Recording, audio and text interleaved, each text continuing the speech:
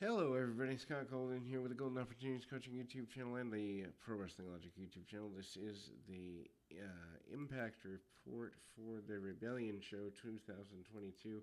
Not exactly a fan of the show, but ultimately, I think they do too many pay-per-views for a third-level brand. But what are you going to do? Anyway, so as we go forward here. They are going to do a Slammiversary pay-per-view for the 19th of June. And I mean, I get it. There are companies that still believe that in this model. But seems like a bit of overkill, to be honest, here. Kind of in that way, or in a way. Anyway, so we kind of move forward. We open with Eddie Edwards and a Chris Bay run here. I believe it was originally supposed to be Grisham's. A very long feeling out process in the early stages. Edwards takes a lead here with Bay throwing offense. Edwards' pace allows Bay to take advantage for a short time. Hits a dive on the floor. Bays comes to a end after he thumbs him in the eye. Bay then begins to rally, landing a top rope forearm and enziguri. Edwards comes back into the match, but Bay reverses Tiger Driver into a quick pin attempt. Bay and Edwards trade forearms. Bay connects with a springboard cutter for near fall. Edwards avoids the next springboard, following and opening up with a successful Tiger Driver for another near fall. Edwards hits the Die Hard Driver, and he ends the match. Honor No More and Bullet Club feud, I guess, on the horizon. Knockouts World Tag Team Champions, The Influence, Madison Rayne, and Tenille Dashwood defeat The Inspiration, Cassidy Lee, and Jessie McKay. This is not a good deal. I mean, ultimately, it just kind of feels flat and like they're really struggling. Anyway, two back-to-back matches that didn't need to be on the show. Influence starting the match, jumping the challengers. Inspiration emerges from the foray with the advantage. Rayne catches Lee. Dashwood tags in and gets control relatively quickly. Rayne and Dashwood take over on Lee for a good bit. Lee then comes back and basically breaking up a move attempt there. Dashwood lands double crossbody and a spotlight kick for near fall. Dashwood then picks up one of the belts. Referee stops her from using it. Referee gets rid of the first belt. Dashwood grabs the second one. Lee dodges that as a weapon. Inspiration hoists Dashwood up to close the match with their double team finish. Rayne hits a spear, stopping that from happening. Influence hits McKay with the collab and double team facebuster, bringing the match to a close. Steve McLean defeating Jay White and Chris Sabin. Not a bad match. However, not a good finish. And to be honest, I don't think McLean is the guy that needs to be in there with Jay White and Chris Sabin at this point in his career. Match opening with White going to the outside, striking in short intervals. McLean and Sabin wearing each other down.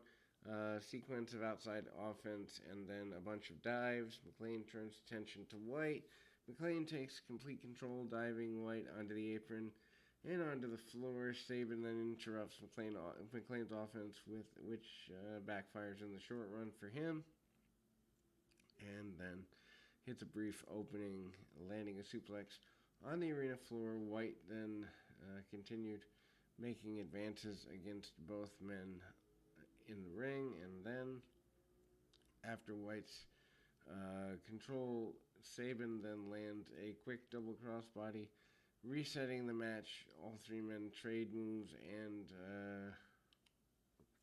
small advantages before McLean misses a Triovo spear and crashes to the floor, effectively knocking him out of the match for a while. Effective singles match. White and Sabin struggle for control. Sabin reverses multiple finish attempts and White before landing the cradle shock. Sabin goes for the pin. McLean returns to the ring, rolls up Sabin for the pin, stealing the win. Yeah. Anyway, next I'm super unhappy with this. As AAA Reynos de Reyes champion, Taya Valkyrie defeats Deanna Purrazzo, the champion.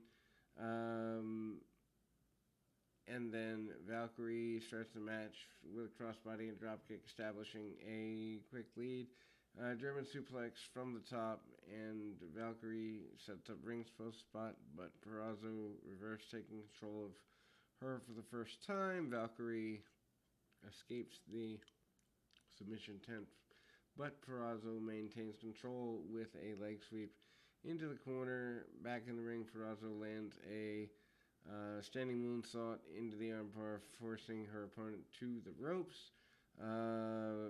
They meet on the top rope, struggling for control. After that, Purrazzo manages to get right up into a powerbomb, and then there's a submission from the challenger. And then they go for the Queen's Gambit. Valkyrie reverses it into her finish, Road to Valhalla, and pins Purrazzo, winning the match and the championship belt. Not a fan of this. Deanna Purrazzo, at least for me, far, far better than Taya Valkyrie ever has been or will be. Then we go to the X Division Championship. Trey Miguel is defeated by Ace Austin and Mike Bailey. Miguel and Bailey start the match working together to take out Austin. Match breaks down into a triple threat. There's a bunch of offense. Basically, a bunch of athletic spots. Bailey lands springboard moonsault onto Austin. And then Miguel's holding him up for that. Back in the ring, Austin drops Miguel onto Bailey, delivering a double stomp. And then Miguel hits another dive to a cutter style move. Bailey lands a beautiful springboard to the floor, catching a diving Rana from his opponent Miguel. Things slow down a bit. Miguel hits Bailey with a brainbuster and a Meteora, but Austin interrupts referee mid-count. Austin then drops Miguel into the fold and pins him, winning the championship belt. This is probably the best thing on the show thus far. Then we go to Tamisho Ishii defeating Jonah. This is not great. Match is basically a dominant performance by Jonah. Basically, the match did not live up to lots of people's expectation. Match opened with back and forth striking.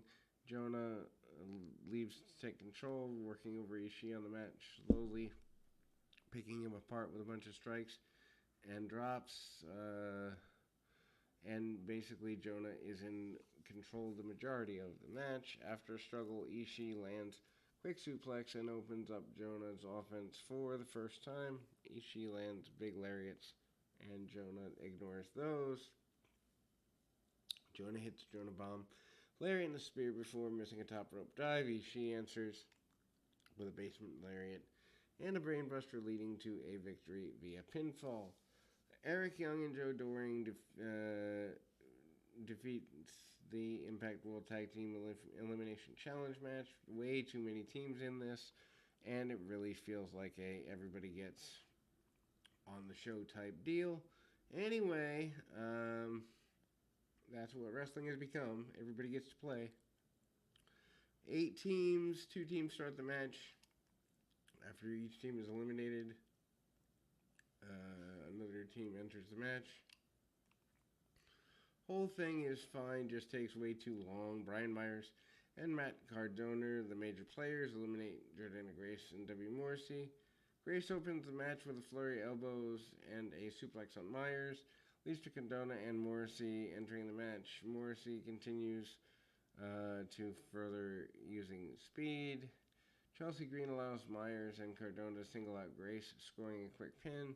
Grace and Morrissey beat down Cardona and Myers after they lose, blocking a low blow with a cup. Morrissey also sends Green through a table with a nasty-looking powerbomb. Hasn't she taken enough punishment? Doc Gallows, Carl Anderson, Good Brothers eliminate Myers and Cardona. After the beatdown, Gallows and Anderson hit the Magic Killer and executed a pin, eliminating the major players. Doc Gallows and Carl Anderson defeat Johnny Swinger and Ziggy Dice. Not a big surprise there. Good Brothers on their way with these guys. Dice accidentally hit Swinger as soon as they made it to the ring. Good Brothers secured elimination with another Magic Killer. Then they eliminate Rich Swann and Willie Mack. Swann and Mack rush their opponents, landing quick pair of topes, gaining a quick advantage. Advantage continues in the ring while the team continues to isolate Anderson. But after the tag, Gallows, things fell in. Good line for the Good Brothers. Good Brothers then looked too close with a Magic Killer. Swann makes save. Mack then tried to follow up with a dive from the top rope, but Gallows pushes him to the mat. Powerbomb to Swann. Magic Killer to Mack leaves the Good Brothers with another elimination. Matt Taven and Mike Bennett, Honor No More, eliminate Gallows and Anderson. Honor No More come to the ring, acting as if Kenny King and Vincent are the representatives. Even the announcer announced Matt Taven and Mike Bennett. The distraction allows Bennett to catch Anderson with a quick pin. Help from the rest of Honor No More. After being eliminated, the Good Brothers beat down Honor No More, hitting Taven with a Magic Killer. Rhino and Heath eliminate Matt Taven and Mike Bennett. Honor No More. Rhino and Heath take time beating down Honor No More in the early stages of this, buying them enough time to make a comeback.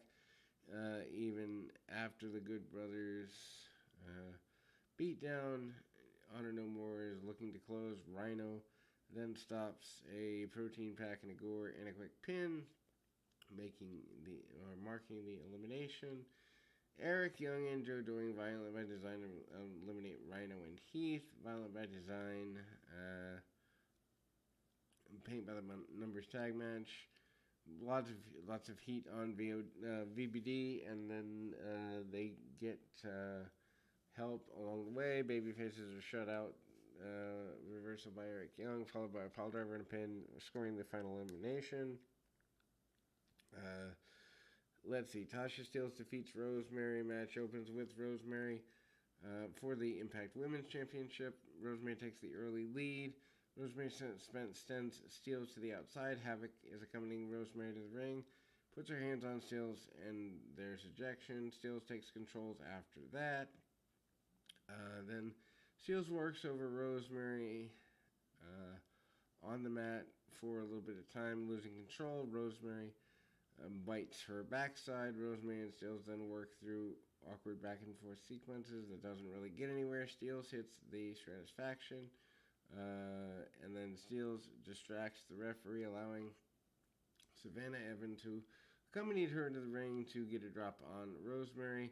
Hits her with a big boot. Steelz follows up with a blackout, but Rosemary kicks out. Rosemary then dodges Frog Splash and drenches Evans with the Kabuki Mist and lands a spear for near fall. Rosemary tries to follow up, climbing to the outside and then hits a cutter. Steelz then pins Rosemary to retain the championship. Video package plays showcasing company history and announcing Slammiversary coming back to Nashville on June 19th. Then we go to the main event. This show feels really long. Anyway, match is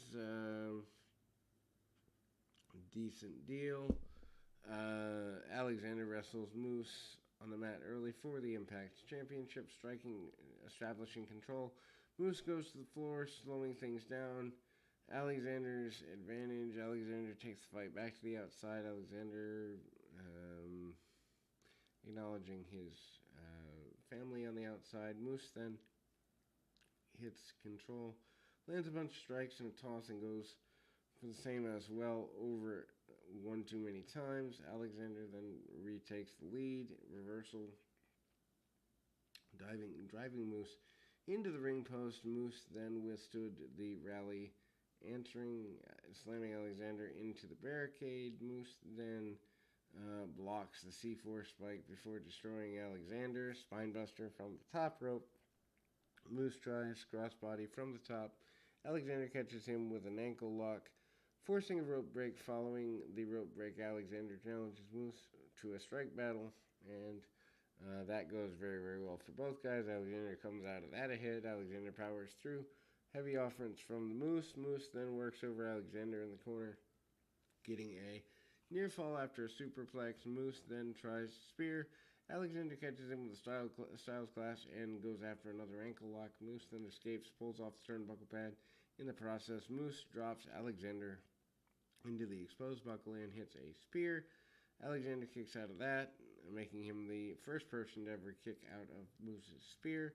Moose then tears off another turnbuckle pad. Alexander has him on the shoulder, delivers a buckle bomb, and Moose tries for another spear, but Alexander cuts him off, hits him with a knee. Alexander then lands the C4 spike and pins Moose to win the Impact Championship. Alexander looks like a pretty good star, but not exactly a huge win here in a third level brand. We'll be back with more right after this.